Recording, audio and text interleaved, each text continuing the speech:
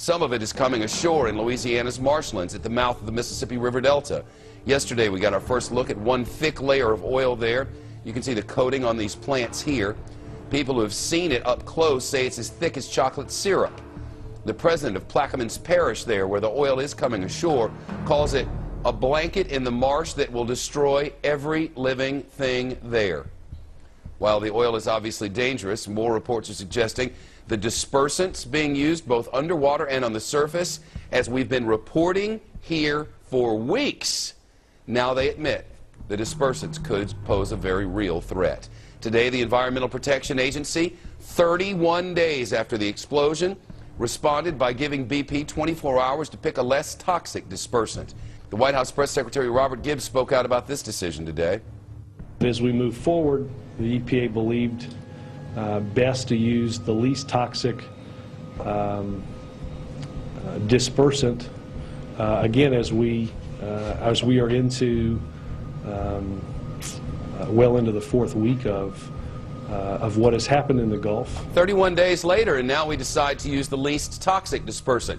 Guess what about this dispersant that they've been using for 3 weeks? It's banned in the United Kingdom, plus it's too toxic. 4 weeks after the leak started, the Obama administration is telling BP to use cleaner chemicals.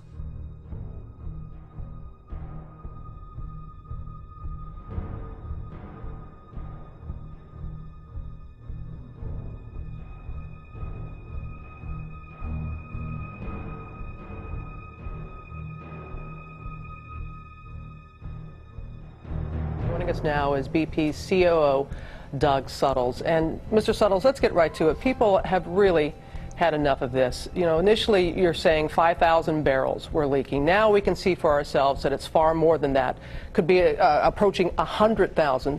Did you deliberately underestimate the size of the spill and mislead the public? I should stress The response is leading to the problem. The dispersant that you're using, Corexit, the EPA is now saying it's among the most toxic and least effective.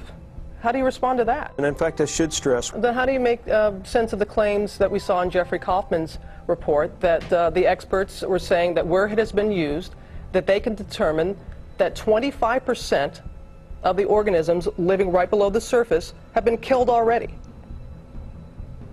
Well, I haven't seen any evidence to show that so far.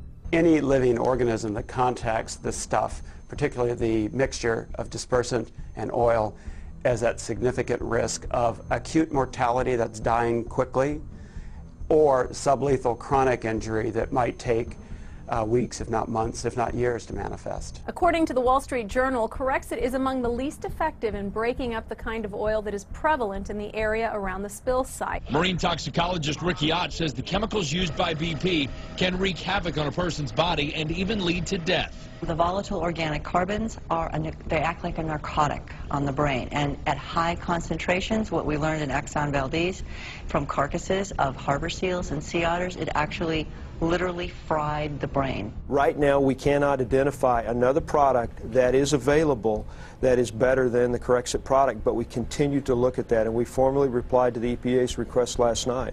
But we'll continue to try to find something better than what we're using, but so far we haven't been able to do that.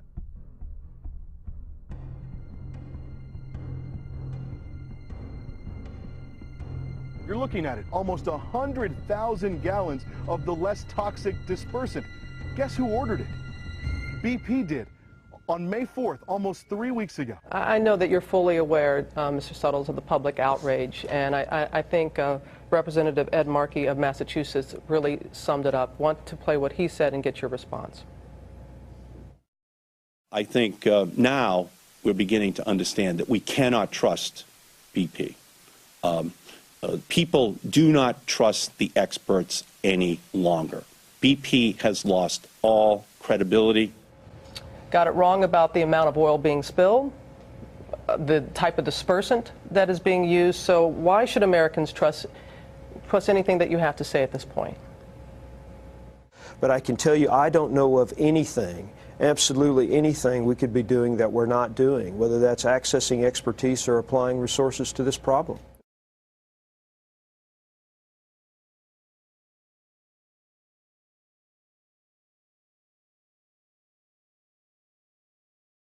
More and more stories about sick fishermen are beginning to surface. They're out in the Gulf, many of them all day, every day, working to clean up the spill. Many blame the chemicals BP is using. One fisherman told me tonight he felt like he was going to die over the weekend. I mean, I've been up coughing up stuff. Your lungs fill up. Gary Burris is a longtime fisherman who has worked across the Gulf Coast. He says he woke up Sunday night feeling drugged and disoriented. Like a sniffing gasoline or something. You know, and I still, my ears are popping right now. I'm still coughing up stuff. I feel real weak, the tingling.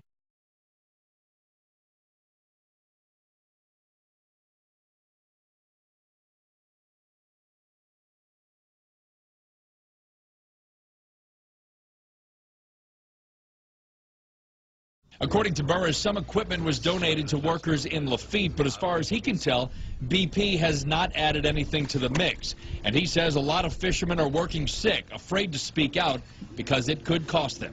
You got a woman with a baby in the oven and bills due and fishing's closed down. You're going to do whatever you have to look after your family. Burris says when he went to the doctor after feeling ill on Sunday, the doctor told him his lungs looked like the victims of a 3-pack-a-day smoker. And Burris says he has never smoked.